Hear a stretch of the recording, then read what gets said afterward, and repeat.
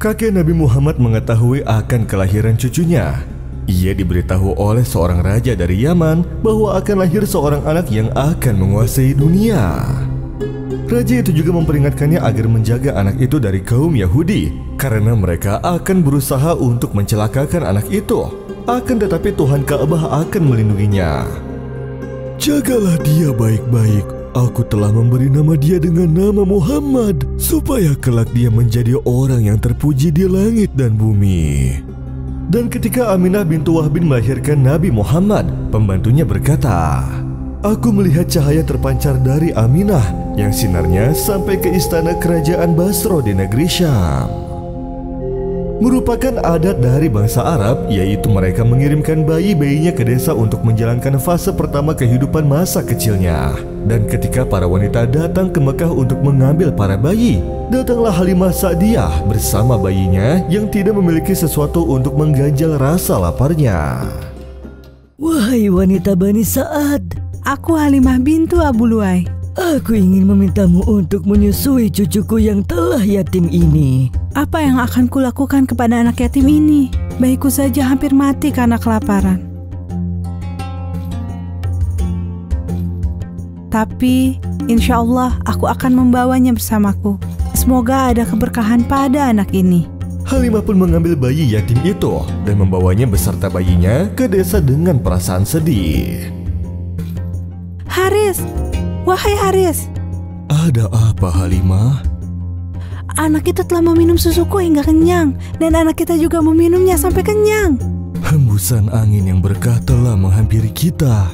Demi Allah, aku juga berharap seperti itu. هو الذي أرسل رسوله بالهدى ودين الحق ليظهره على الدين كله ولو كره المشركون. Rasulullah menjadi keberkahan untuk Halimah dan keluarganya. Mereka bisa minum lagi setelah beberapa lama mereka dilanda kehausan, dan mereka bisa makan lagi setelah lama merasakan kelaparan. Kambing-kambing mereka kekenyangan karena mereka bisa minum dan makan berkat Nabi Muhammad SAW. Ketika Nabi Muhammad berumur 2 tahun, saatnya ia kembali ke pangkuan ibunya. Akan tetapi, dikarenakan wabah yang menyebar di Mekah saat itu, Halimah membawanya kembali ke desa esok harinya. Ayah, ibu, saudara Quraisyku telah dibawa oleh 2 orang pria yang memakai pakaian putih, dan mereka membelah dada saudaraku. Kau kenapa, anakku? Lalu Rasulullah SAW bersabda, 2 orang pria datang kepadaku berpakaian putih, lalu mereka berdua membaringkanku, kemudian membelah dadaku. Lalu mereka memegang sesuatu yang tidak aku ketahui. Wahai Halimah, aku khawatir anak ini telah mengidap penyakit, maka antarkanlah dia kepada keluarganya. Maka Halimah pun membawanya pulang kepada ibunya. Dan ketika ia sampai di rumah Aminah, Aminah berkata, "Apa yang membawamu kemari? Padahal engkau sangat memperhatikannya dan engkau sangat ingin dia tinggal bersamamu." Halimah pun merasa takut untuk menceritakan kejadian itu kepada Aminah. Akan tetapi Aminah terus meminta. Maka Halimah pun menceritakan kepada Aminah dengan rasa takut. Sungguh, aku khawatir jika itu adalah syaitan. Ketika Nabi Muhammad telah kembali ke Mekah, ia pun mengadakan perjalanan bersama ibunya menuju paman-pamannya dari Bani An-Najjar. Kehidupan Nabi Muhammad penuh dengan peristiwa-peristiwa, tanda-tanda kenabian, mukjizat, karomah, cobaan, dan pertolongan. Ia tidak sadar bahwa perjalanan itu adalah akhir pertemuannya dengan ibunya. Ibunya meninggal ketika perjalanannya pulang ke Mekah. Nabi Muhammad pun menjadi anak yatim piatu. Akan tetapi Allah Subhanahu wa Ta'ala meliputinya dengan penjagaan dan Allah menjadikannya tumbuh sebagai anak yang baik, sebagai bentuk untuk memuliakannya. لقد جاءكم رسول من أنفسكم عزيز عليه ما عنتم حريص عليكم بالمؤمنين رؤوف رحيم. Allah telah menjaganya dan melindunginya sejak kecil dan mensucikannya dari segala kotoran jahiliyah dan dari segala kekurangan. Ayahku memberitahuku bahwa ajalnya sudah dekat dan dia khawatir terhadap Muhammad.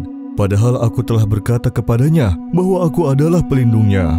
Wahai Abu Thalib, sungguh kau punya banyak anak, padahal kau begitu miskin. Akan tetapi, aku sangat mencintai Muhammad dan aku merasa bahwa dia yang paling kucintai di antara anak-anakku yang lainnya.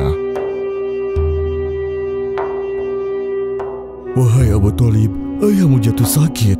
Ia ingin melihatmu serta saudara-saudaramu.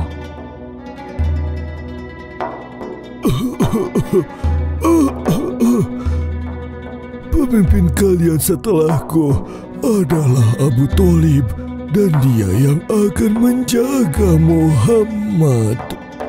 Jagalah ia dari kaumnya. Jika mereka menyakitinya, maka tolonglah ia.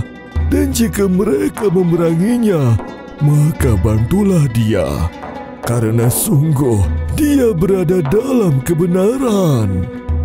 Ketika Rasulullah berumur 8 tahun, kakeknya pun meninggal dunia dan tanggung jawab asuh pun pindah ke tangan pamannya.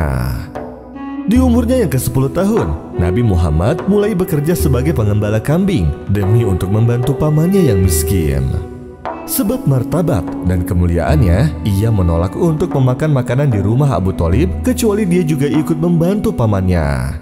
Dan kambing-kambing yang digembala oleh penghulu seluruh makhluk, bukan seperti kambing-kambing yang digembala oleh orang lain. Mereka terkena barokah Rasulullah SAW, sampai-sampai semua penduduk Mekah sangat berharap jika Nabi Muhammad yang mengembala hewan-hewan mereka. Makanan sehari-harinya adalah kurma dan air. Dan ketika ia berumur 12 tahun, pamannya Abu Thalib memutuskan untuk membawanya untuk berdagang ke negeri Syam. Nabi Muhammad pergi bersama pamannya Abu Thalib menuju ke negeri Syam.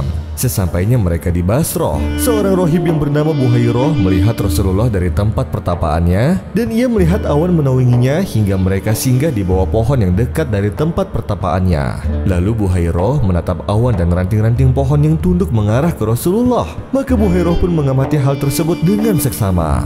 Lalu ia mengamati sesuatu yang ada pada tubuh Rasulullah. Ia mendapati tanda-tanda kenabian dalam diri Rasulullah. Kemudian ia memeriksa punggung Rasulullah dan ia melihat khotamun nubuwah di antara kedua bahunya sallallahu alaihi wasallam.